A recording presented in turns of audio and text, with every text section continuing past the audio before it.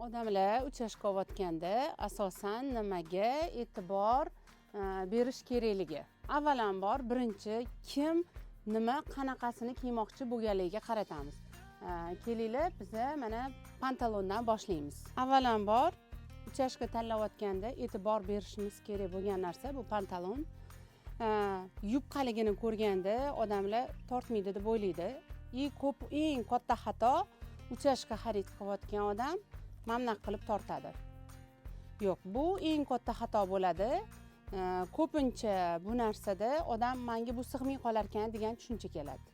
Uchashqani har doim yaxshi yomon siqishini qo'limizni bundoq tiqib ichiga qo'limizni qarama-qarshi tomonga yo'naltirib, mana shunaqa tarzda tortib ko'ramiz. Shunda biz bilamiz, qanchalik bu qattiq tortish kuchi bo'lsa, bu shunchalik yaxshi tortishini tushunmasak bo'ladi. Yana bitta bizga yana yordamchi ichki tomonini ko'ramiz. Ichki tomonida mana o'sha bel tomoni, qorin tomoni o'sha ikki qavat bo'lsa, bu yana ham yaxshi effekt beradi.